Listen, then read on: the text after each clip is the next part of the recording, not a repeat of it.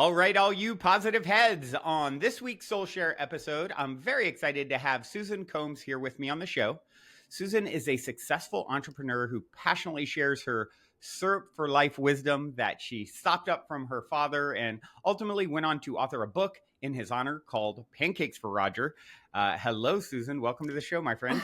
Hi, Brandon. How are you? I am really good and very excited to dive in here with you. And I'm going to start with my cliche opening question. And it is this. You're in an elevator. The woman next to you looks over, says, "What's your passion?" You have 10 floors to answer. What do you say? God, it depends on the day. I think my passion has always been helping others and helping lift other people up. I like to shine spotlights on other people. I think there's a lot of people doing a lot of great things in the world, and it's always great to just be kind of a conduit for them to share their message as well. Agreed. That's what this show is all about, and this particular recording. So, and it's fun. As the listeners know, I love stories of synchronicity, serendipity, positive paranormal stories, that sort of thing. And towards the end, we'll ask you for story time. But just to give a little context as to, a lot of people reach out to be on the show. And I sort of, what intuitively feels like a good fit? And in your case, you jumped out because, a book called Pancakes for Roger. My parents are Roger and Susan Beecham. So I'm like, okay, Susan wrote a book, Pancakes for Roger. I'm in. And, especially since lately my father has had a little bit more like dealing with like kind of depression type stuff. So I'm like, okay, there might be something here that is helpful for me and the listeners. And, I know it's a lot about father-daughter relationship significance, which my girlfriend partner has been dealing a lot with that too. And so I'm like, okay, there's a lot of check boxes here. So if you would share whatever, I always like to get some context for who I'm talking to and giving the audience this, some perspective on your backstory, whatever feels relevant to share. I'd love to hear. I guess the Reader's Digest version would be, I always call myself like a Missouri girl in New York world. I grew up in a town of 1,000 people. It was 986 when I left in the northwest corner of Missouri. What's the name of it? King City. It's my grandfather is from Webb City. Have you ever Webb City, Iowa? Or Webb City, Iowa, or Missouri? In Missouri, yeah. Okay, yeah. It's outside St. Louis. Yep, I went to school at the University of Missouri, so that's more in the center of the state. So I know, I've been through Webb City. I don't know if I've actually stopped there. Maybe a gas station. I think it's really small. Yeah, it's really small. Yeah. And it's my grandfather, so long time ago. So I grew up, my father was a major general in the Air Force. He was also a civilian judge. My mother was an entrepreneur. We're also a farming family. So even though like my parents instilled in me that the world is bigger than your backyard, but if you want to come back to your backyard, there's no shame in that. So even though I grew up in a town of 1,000 people, I graduated high school with 15 people. I think where I really understood that things are a little bit different, and how I was raised was that my senior trip, we flew down to South Padre Island, and half the class and half the teachers had never been on an airplane. And my father was a pilot. Wow. And we owned an airplane. So it wasn't, I'm not saying like we were this rich family or anything like that, but it was just, we were allowed to see a lot more and exposed to a lot more than people typically do in small town, USA. Right. So I went on to the University of Missouri. I had a full ride in college in Air Force ROTC that I did not finish. I finished college, but not that major of chemical engineering. So I jumped around. I had 6 declared majors trying to figure things out, ultimately graduated with a hospitality degree, and then set my sights on New York City and came to New York City to be a banquet manager at the Marriott at the World Trade Center. And then 2 weeks before my job started, in May 2001, I get a call from Marriott and they said, okay, Ms. Combs, we're dealing with 2 banquet managers instead of 3 now from a budget revamping. You get to pick from Detroit or New Orleans. And I remember saying to them, I said, well, my mom got pictures of New York City on my going away cake. She didn't get pictures of Detroit or New Orleans. And they were like, yeah, we don't care. So if you guys remember, 2001 prior to 9/11 was an excellent job market. And I had 8 job offers when I graduated college. So I really could go anywhere I wanted to. And I had done some work for the University of Missouri where I did concerts and sporting events. So I was going to go on a musical tour as a backup if I that was my ace in the hole, but I really wanted kind of more of a traditional lifestyle. So I came to New York instead, interviewed around, And I started thinking at the age of 22 about quality of life. And I was given another opportunity as a banquet manager, offered the job, and I started thinking about, they said, okay, you're going to have to be here till 3 a.m. and then you're going to have to be back at 6 a.m. And I Wow. was thinking, okay, so I have to take a train home, take a shower, and then come right back. That's weird. How is that going to work? And you're going to pay me $26,000 a year. I don't think that's going to work for me. That's, yeah, definitely not the Yeah, best lifestyle choice. exactly. So I interviewed around. I ended up going to work for Paychex, the payroll company, which was so far away from what I had planned on in my life. And when I worked for them, they came out with some insurance products and nobody knew what to do with them. So I learned about them, started studying about them, and I became their workers' comp rep and would teach other reps about workers' compensation. I would go into those meetings and other clients would start asking me for insurance questions and other insurance options. And the light bulb kind of went on in my head. And so I took the opportunity to go work for a brokerage firm. And then at 26, I decided to start my own business. And I haven't looked back. I mean, it's definitely, evolved, so to speak, because there's been just, I think there's all these crossroads that you come to your life. And I think my biggest success has been when I've been open. So anytime somebody's come to me with an opportunity, instead of just like shying away from it or saying like, that's not going to work for me, I sit down and I say, what would it look like if? And every single time I've taken the time to really do my homework and said, what would it look like if? It's always blossomed into a new venture or a new opportunity that I didn't expect. Yeah. So I've had my company, I mean, God, it's, I guess, going on 19 years. And I do a lot of expert witnessing. We're a full service insurance brokerage firm. I'm an author, public speaker. I do quite a bit of volunteer work too. So that's one of the things that I like about my life is I never get bored. Because there's always something new going on. And it's just like, okay, if one part of my life pisses me off, then I can like pivot to the other thing and take a look at that for the day. Yeah. Right. Wow.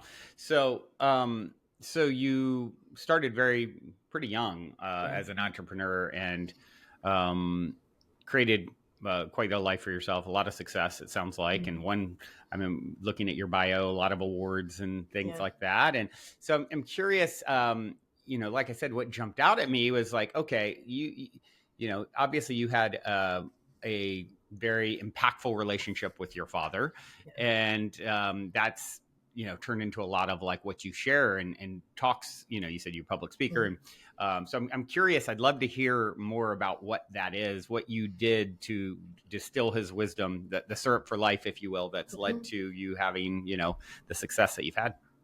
So with the book, to be honest, so I lost my father in 2018 from Agent Orange related throat cancer. Wow. And I was one of his primary caregivers. So was he in Vietnam or yes. something? Yeah. Okay. Yeah. He was a helicopter pilot in Vietnam for the Marines. And so I moved back to Missouri to help care for my dad when he was sick. And I think a lot of times, every family dynamic's very, very different.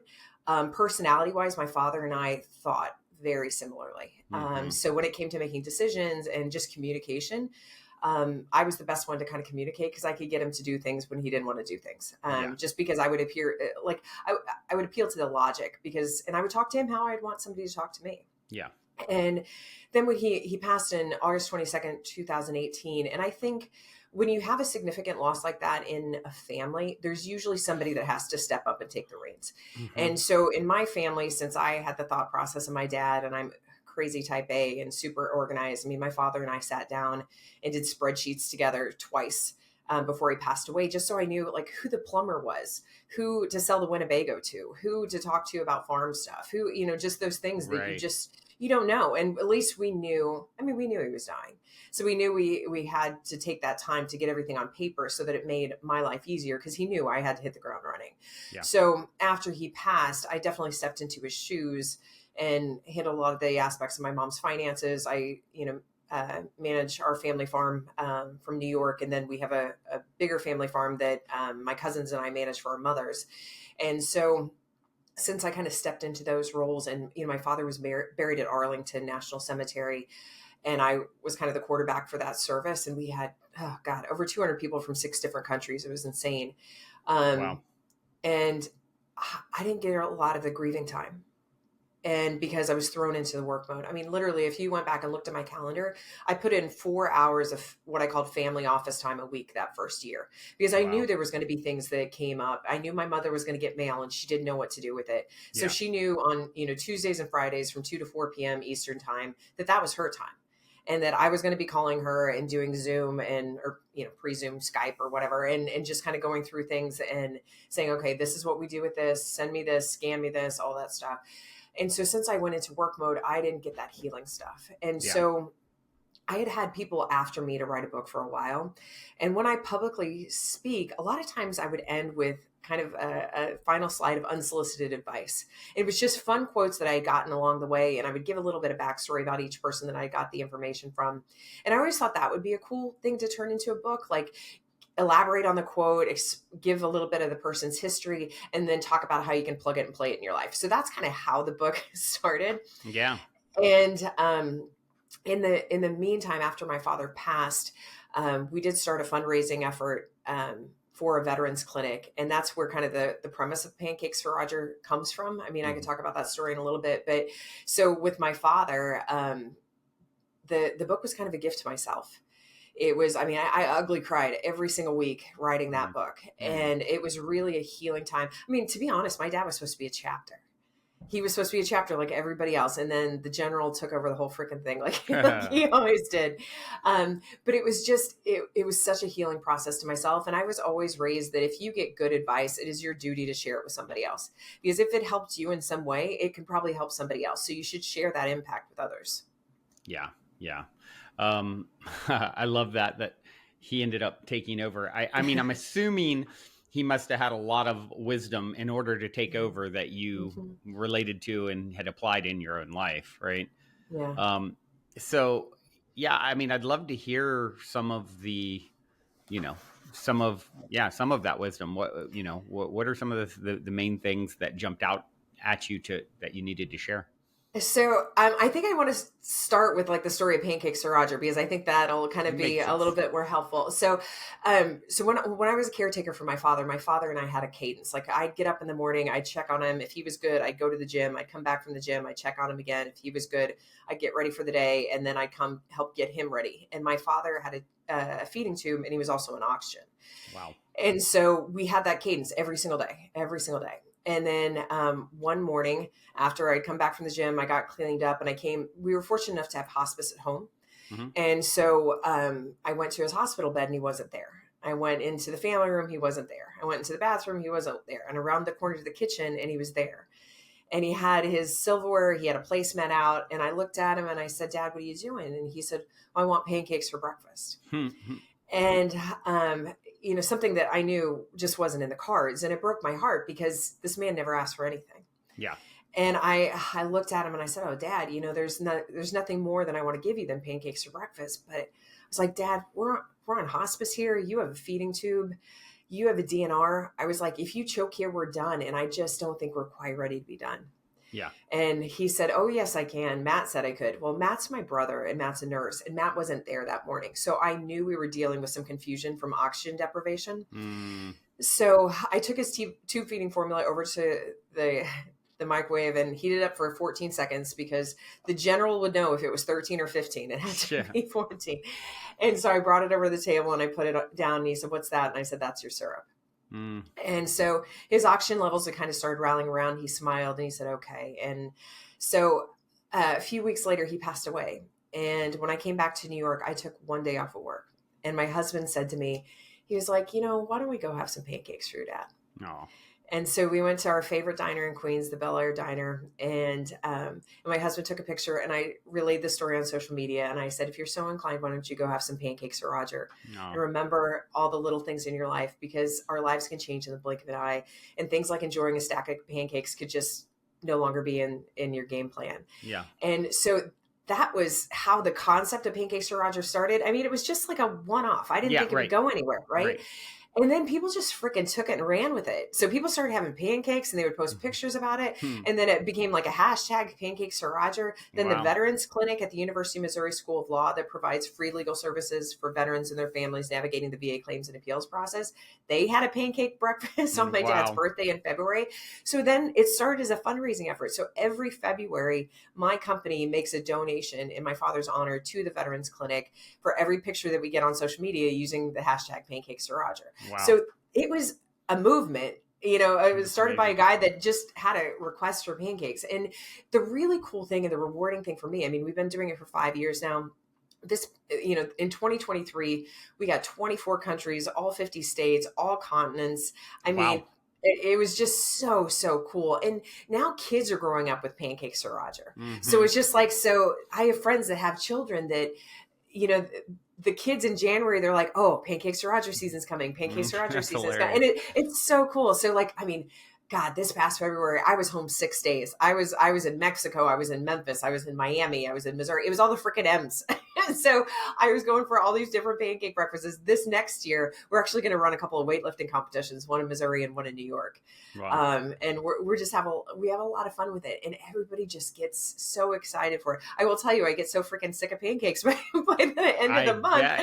You got to go to the gym an extra few times. Oh, it's crazy. My husband, it's so funny. Like in January, he'll say, I want some pancakes. I'm like, are you sure? No, like, don't even. And then the month of March, I can't even look at pancakes. So that's kind of like my first story I wanted to tell, because that kind of lines up like what Pancakes to Roger is all about. It's really just a simple message of remembering to do service, or remembering about the little things in your life that really add up to make the biggest impact. I mean, when we look back in our lives, I mean, one of the lessons in the book that came from one of my friends said, Susan, you'll never regret the time you spend. I mean, people always say they want more time with somebody. They never say that, oh, I wish I hadn't spent the day with that person, or, when they're gone. So it's just like those quick hits. I mean, with the book itself, it's separated into 4 sections: self-love, family, and career. I'm a plain spoken person. I mean, it's written in vignette style. So, which means that it's just kind of little quick hits. So you might have a chapter that is 2 pages. I think the longest chapter is about 10 pages. So I get people that will actually read it as almost like a daily devotional type of thing. Cool. Because it's super easy. I mean, you're not going to have to Google any words. I'm, if my husband wrote it with a journalism degree, you'd have to be Googling half the words he says.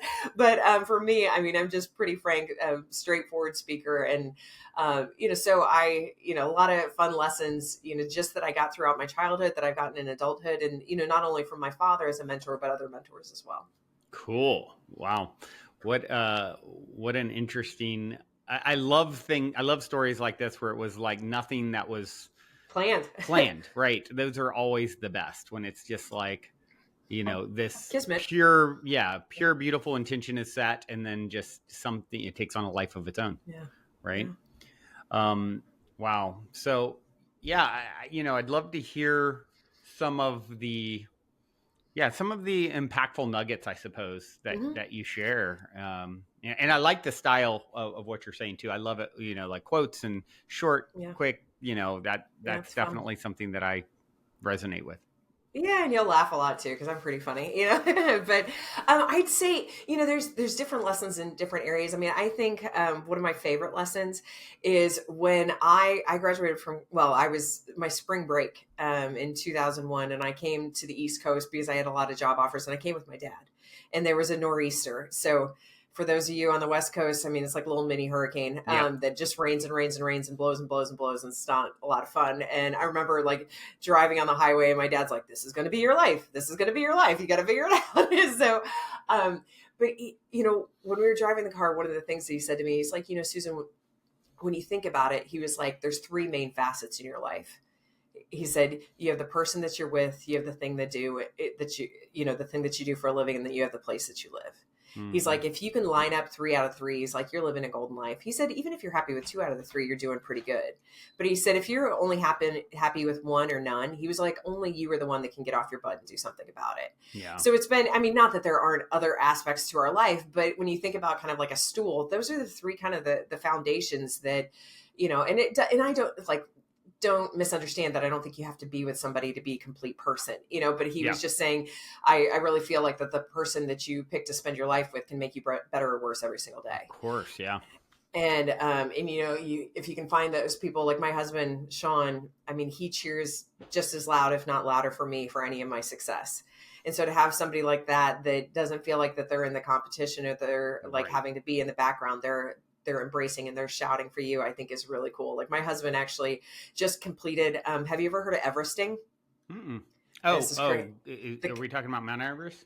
Yeah, but it's called 29029 is where you basically hike up a mountain, the equivalent to the amount of times it takes to get to the elevation of Mount Everest. Wow. And so my husband actually did it in Vermont this past weekend. Wow. And it was basically a nor'easter. I mean, people had hypothermia. It was lowest percentage completing ever in the history of this organization that does this. And he had 36 hours to do it, and he had 28 hours. He did it in 28 hours and 6 minutes. Wow. And so, it was cool to be able to cheer for him on those things and put it in Instagram stories and keep people updated. And people were texting him in the gondola and things like that. And to me, like when it comes to having a true relationship and a true partnership, you have to be celebrating the other person just as you would celebrate yourself, or how you'd, remember how it makes you feel when somebody does that for you. Yeah. So, so the 3 facets are a big one for me. Probably one of the biggest lessons. I mean, I heard when I was 16, if you grew up in a farming community, a lot of us are driving at a much younger age. I think I drove the first time probably when I was 10 or 11. Yeah. And, but you got to remember my dad was a civilian judge. So we did abide by the laws. So we didn't drive on the highway until we were 16. Around the farm. Yeah, exactly. So when it came to learning how to drive on the highway, my dad would have a cadence. He would just say, drive the car, drive the car, drive the car. And he would say, you could be the best driver in the world, but he said, you never know what's going to be around the corner. You never know what the other drivers are thinking or what they're doing or what's in their system. And my dad would literally grab the steering wheel and jerk it so you'd go off the road, and you had to keep your composure and remember to drive the car. And so that's become such a metaphor for my life, because anytime I get overwhelmed or I'm like, oh my God, there's like 27 things that have to be done. It's like, okay, what's the drive the car? What's the first thing that needs to be done? And then we can go from there. So I guess I used this lesson when I was caring for my father, because when somebody's on hospice, I mean, it's a freaking pharmacy in that house. Yeah. And the narcotics and things like that are available are just insane. And so we had the medication out so that he could take what he needed to take. And then one day he took his night medicine during the day, and he just couldn't wake up. I mean, he was just so tired and he just couldn't wake up. And so I was like, okay, what's the drive the car here? And the drive the car was, we put all the medicine away. And so we put all the medicine away, and we just put out what he was able to take in the middle of the night if he woke up. And that would keep him safe. It would keep us from worrying. And it was kind of an out of sight, out of mind type of thing. So, sure. Those are just like the little kind of quick hits that I think are good. On a career side, my favorite thing is knowing your worth. Mm-hmm. I think that's so huge. I think, if somebody's in a sales capacity or they're a business owner, once they know how much they're worth per hour, it makes saying yes and no to things so much easier. Yeah. And what I mean by that is like, if I'm worth about, I think I'm like $412 an hour right now. Mm-hmm. So it's just like, so when I say yes to somebody and I say, somebody's like, hey, can I grab coffee with you? It's not costing me that $5 cup of coffee. It's costing $412 of my time plus that $5 coffee. So it's just, once you know that, it really puts things into perspective, because time is money. And so I think if you can kind of figure out that math calculation, I always tell people the simplest thing is look how much you made last year, look on average how many hours you work per year, and then divide that in there and get a calculation. Then going into it. So I've mentored a lot of people on this. I've spoke a lot about this, and it's so cool when I go to conferences now. People will come up to me and they're like, 287, Susan, 287. I know where I'm at. So I think those are kind of cool things. And it's just, a lot of it's going back to basics, things that we learned as kids that we just forget. Yeah. And I think growing up in a military family, growing up in a small town, we get kind of some different lessons that some people in the big city. So I think, LA and New York has been having kind of fun with some of this stuff because it's a little bit novel. One of my editors was from LA. And it was so funny because I had to explain certain things to her. Like she even said, she was like, I don't understand what herding cats is. And I'm like, Does it sound like it would be easy? And Yeah. she's like, no. And I'm like, there you go. You got it. That's funny. That's funny. I love the whole driving metaphor too, because Mhm. it's funny. One of the things when I was in college years ago, my father, Roger, Mhm. his simple little, like, I drove, it was like a 15-hour drive, and I'm like 18, 19. And so Mhm. he was like, giving me his very simple, just keep it on the road. So for some Same reason, for thing. years that stuck, and we'd all just keep it on the road. And it's like pretty much the same thing, right? Do Yeah. the most basic thing Basic thing. first. Yeah. So, Yeah. I know. Well, oh, and the other thing my dad used to say is, if you're bigger than it, don't hit it. yeah, If it's smaller than you, hit it. So that's because I grew up in a farming community, so, and I grew up around Amish, so it's just like, so you could pop over the hill and there could be a buggy, there could be a cow. And my dad was like, the horse, never hit a horse because the mass is at your windshield. You'll be dead, Susan. I'm like, okay, Dad, I won't hit a horse. I'll stay away from that. I'll stay away from the horse. Yeah, what a trip. So yeah, I'm curious. You brought up the knowing your worth thing, which I think is interesting, and obviously, um, tying it to financial worth is certainly something. We live in a monetary based economy. It's definitely a necessary thing to understand how to navigate that. But for a lot of people, that is something that they really struggle with. They really have trouble, like, or if they did the math on what they got paid last year, they're like, my numbers are way lower than I think they should be. So I'm curious what your advice would be to someone who is not, at the $417 an hour mark, and feels like they're undervalued and not sort of achieving their greatest potential. Well, I think, I'm a big fan of David Goggins. He and I actually have the same publisher, and he always talks about everybody's kind of operating in their 80%. Like, there's always more that you can do. There's always one more mile you can run. There's always one more deal you can close and things like that. And, look, I'm a Taurus, right? I like money. I think about money. I think about how I can make money. I'm going to be upfront about that. But I know that it's not everything. But being financially stable and successful in my life allows me the opportunity to do charitable work and to help others. Sure. So, there is so much more value to, like teachers, right? My sister-in-law is a social worker for a school system. My grown nephew's wife is a special ed teacher. Those people are so underpaid. Yeah. And where their value, they should be worth, a few $1,000s an hour for what they're doing. I think, even if, say, your hourly worth is $12 an hour, $17 an hour, and things like that, there's nothing wrong with that. I think it's still important to know that, because there are ways that, okay, then maybe, sitting down with a financial planner. I think sometimes people think, oh, I don't make enough money, I shouldn't sit down with a financial planner. I think the less money you make is even more important for you to sit down with somebody, just because they can help you, because everybody grows up differently, right? We talked about money in my family. Yeah. We had bank accounts at a young age, and we were forced to sit at the dining room table and balance our checkbook every single month. I remember learning how to do that. And then my husband and I got together, and he told me he had never balanced a checkbook until he owned a business. Right. And I was shocked. I was like, oh my God. So those are the things that I realize, the older I get, I realize more that I was raised a little bit differently. Yeah. And I was taught a lot, and I was given a lot of good advice and given a lot of direction. But, people that are making lower income and things like that, don't discount yourself, because it's time, treasures, and talents, right?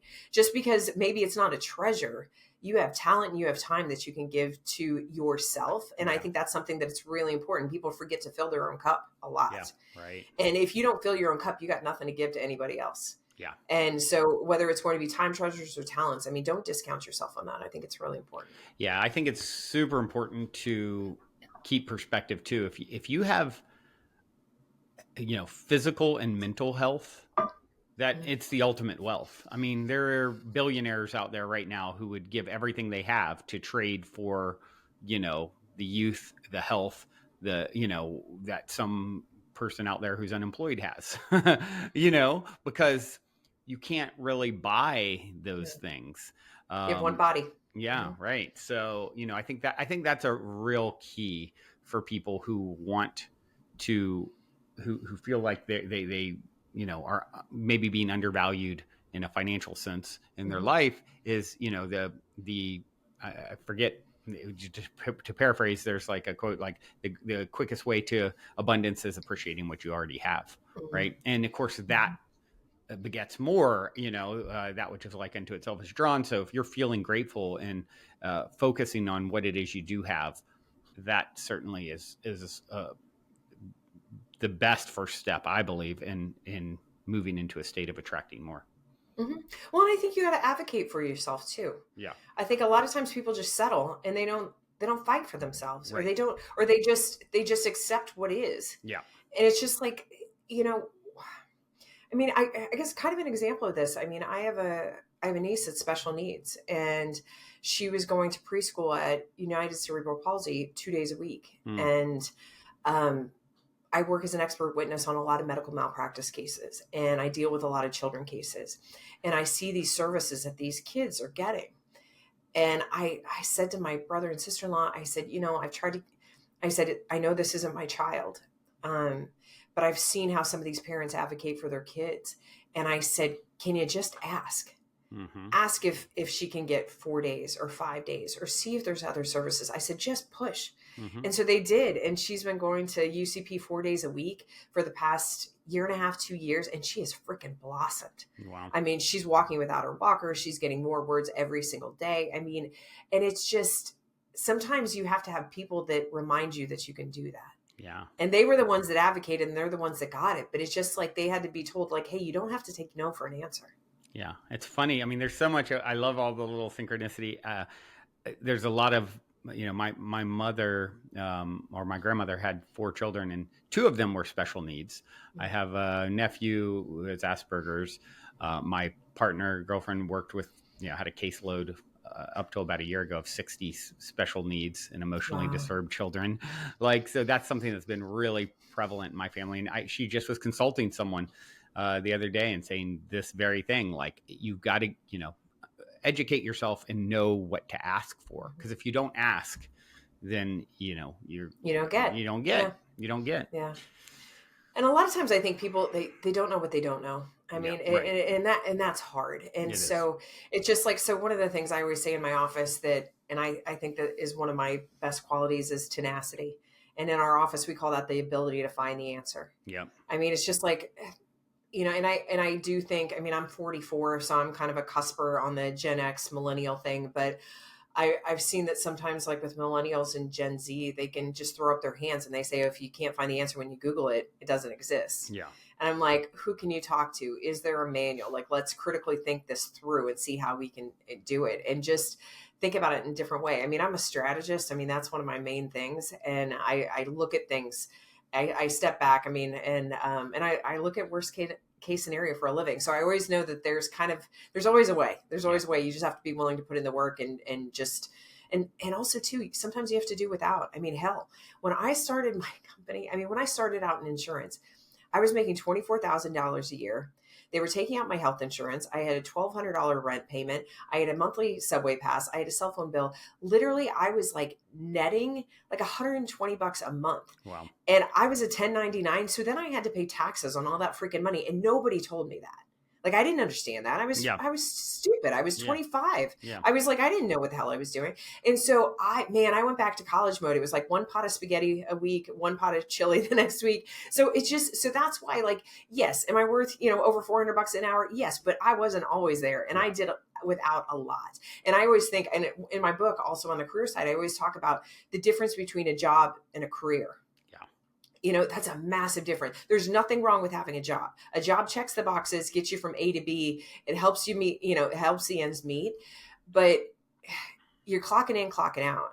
If it's a career and it's something that you're truly passionate about, you'll be willing to do without. Like I was when I got into insurance, I was willing to do without. I became a certified personal trainer so that I could have extra money coming in just so I could pay my taxes and I could eat.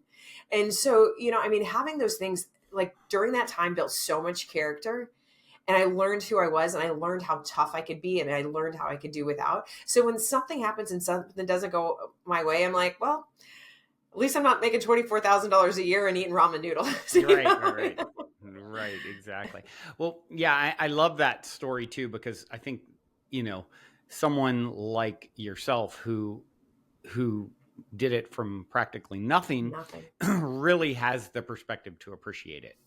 Yeah. And it's someone who's born into a super wealthy family and it's just handed to them. A lot of times they don't have the appreciation. They have you see a lot of challenges with those sorts of scenarios. So, I guess a question that comes to mind is, that tenacity, that overcoming challenges and achieving personal growth. I mean, what are some of the key things that you would share to, help people who are in it, especially those who are in it now, who are like, okay, I'm in that scenario right this moment, and maybe I don't even see the exact path, but but have a desire to improve. Mm-hmm. What would you say? I think that one of the best things that you can do for yourself, both personally and professionally, is find a peer mentor. So, we have mentors, the people that are like, whatever, they're on like a different plane than we are and that we strive to be them. But I'll tell you, the best relationships and the strongest relationships that I have that have helped me so much are the peer-to-peer mentors. Yeah. So a lot of times how I explain those are usually there's a shared bond. So if it's, like a couple of my peer-to-peer mentors are two of my girlfriends that live in Wisconsin. They both own brokerage firms. They're about 10 years older than me. But we have the shared experience of growing up in small town, Midwest. We have a finance background on our businesses. We own businesses, but I was also the national president of Women Insurance and Financial Services in 2015, I think was my year. And one of those women, she was actually the national president of NAFA, which is that's actually the largest insurance organization. She was the first female president, national president, and 125-year history of the organization. Wow. And so she and I would have monthly calls when we were both national presidents, because we knew that we were going to be going through some of the same shit. And we knew we were going to be dealing with a lot of the problems that were going to be similar, or she would deal with something and then 6 months later, maybe I'd be dealing with the same thing, and we can kind of draw off that shared experience. So those peer-to-peer mentors, I really think, if you're on a career path that you believe in, find those people that you can connect with. Even if you're 22 years old, 23 years old, and you're just starting out, those peers that you create that relationship with now, you guys will move through the ranks together. Yeah. And then you'll advocate for each other. And then if there's other business opportunities that they see, you might end up getting to work at the same company. So I think that those are the people that you can really kind of connect with.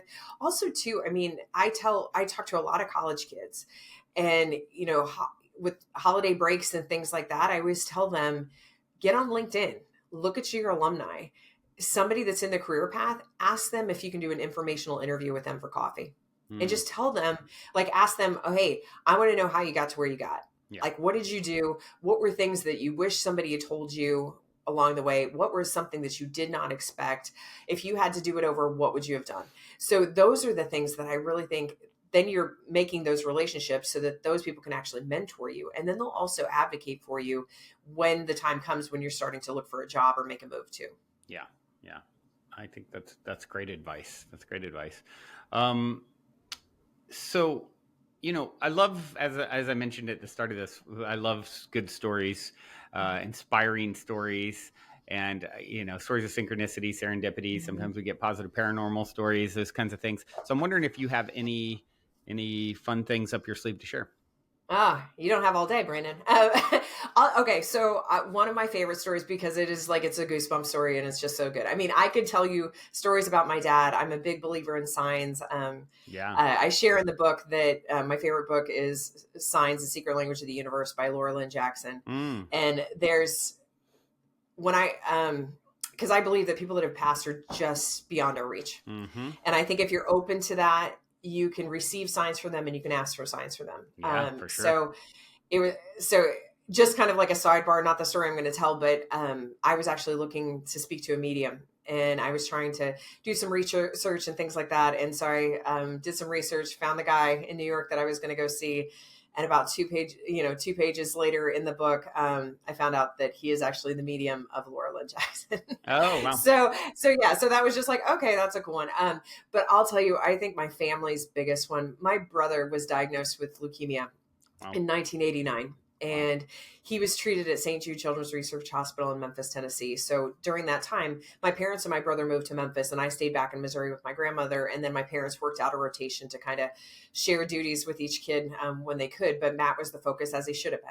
And so my brother was the first non-related male bone marrow transplant performed at St. Jude Hospital in a positive way. Wow. So he is the longest surviving male bone marrow transplant out of St. Jude Children's Research Hospital.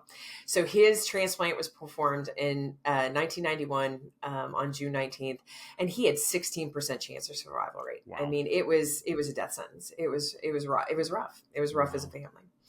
And we did an entire search for a bone marrow match. I mean, I should have been the closest match because we're full siblings, and I didn't match. We did, bone, because you got to remember, this was before internet, before social media and all this stuff, right? Yeah. So it's like you couldn't just post something on a freaking message board and have people just like show up. You had to do word of mouth, newspaper, letters, things like that. So we had searches in the state of Missouri. We searched in the United States, and we had to go worldwide. So my brother's bone marrow actually came from Toulouse, France. We're not French. Somebody jumped a fence at some point, but so after my brother hit his 5-year remission date, that's a really big thing for people that have dealt with cancer. I mean, they'll never say you're cured for liability purposes, but it's a real big deal. Yeah. And so when my brother hit that 5-year mark, my dad said, we're all going to Memphis as a family. We're staying in the Peabody Hotel. And because, that was fancy. We're not staying in the Ronald McDonald House like we did in the past. And so there was a big write-up in the St. Joe paper, which is the bigger paper where I grew up. And we got a letter from a priest about a month later. And he said, I was reading the story, and he said, I was just in awe. He said, the only relics of St. Jude outside the Holy Land are in Toulouse, France. And he said, in the Eastern Orthodox religion, the Feast of St. Jude is on June 19th. Wow. My brother's transplant day. So fast forward 26 years later, my brother had his first daughter, and she was born on June 19th. No way. And so her name is Josephine Toulouse Combs. So that was kind of a nice tribute and a hat tip. And this year, I was actually able to go to St. Jude with my brother for his checkup. And something that sometimes he went with his wife. My dad took him quite a bit. And so St. Jude has this incredible survivors clinic. And so they don't just like say, hey, good job, good luck, enjoy your life type of thing. They keep doing research. I mean, they're a research hospital. So every 5 years he can come back and do some research studies and things like that, talk about different things, because at the end of the day, he was a freaking guinea pig, right? I mean, with the medications, I mean, who knows what the long-term effects are there. So in January, I got to go with him, and a lot of people looked at us and thought we were parents, thought we were parents of a patient. And I looked at those little kids, and if you've ever been at St. Jude Children's Research Hospital, it is beautiful and it's a magical place. And these little bald heads, and they're in their wagons, and they're looking up at you. And I just started telling them, I mean, when we'd be on an elevator, I would look at them and I would say, we're here for his 32-year checkup. And the little kids would just go, wow. And their eyes get great big, and their parents too. And I said to Matt, you got to tell people, because I said, you're giving them hope, and we had none. And I mean, it's just those, kind of goes back to where I was saying earlier, that if you get good advice, I was always taught that it's your job to tell somebody else, because you can help somebody. And so it's just like when you have somebody that was not supposed to still be here on this planet and was given such a death sentence with all the things stacked against him so many times that he almost died. And he's now a hospice nurse. And he was an oncology nurse before. I mean, that's just beautiful. I mean, if that's not synchronicity, I don't know what is. What a story. Yeah. Well, this has been amazing, Susan. What is the best way for people who would like to follow your work, connect, get the book, that sort of thing? Yeah, I mean, so you can go to the website, www.pancakesroger.com. So that actually has about the book. It has the backstory about Pancakes to Roger. It has the bio of my dad. And also, too, you can follow us in February, because we have a pancake map. Cool. We have little Penny Pancake that she populates the map when we get a pancake in the state. And then we do awards and things like that. It's a lot of fun. If you want to follow me, on more of a professional level, I mean, my company's website's combsandco.com, and I'm on LinkedIn. I'm the only Susan L. Combs, so you can find me. I like to interact with people. So we have Instagram, we have Facebook, we have TikTok, we have Twitter or X or whatever it's called now. So I'm pretty easily accessible, pretty Googleable. Well, I do have one final question for you here, and it is this. In 60 seconds or less, what is the meaning of life according to Susan L. Combs? Just to leave this place better than you came into it at. I think, I've talked about times, treasures, and talents. There's always something more that you can do. There's always something that you can do for somebody else. You never know who's watching you. And there's so many things that happen along the way. And, it's a beautiful life if you just stay. I mean, so many people like are wanting to check out now, or they get depressed, or they have things, and man, if you just stay and put in the work and connect with the people, find your people, find your tribe, and then just this life can be so beautiful. Agreed. It's working through these challenges opens up more, and there's always some hope. There's always, if you're down and out, there's always a potential upside, and if you just focus on that silver lining, right? Well, Susan, thank you so much for taking the time to come and share and being an inspiration. And I look forward to having some pancakes in February. And thank all of you for tuning in your beautiful brainwaves and incredible hearts to another episode. Till next time, journey well.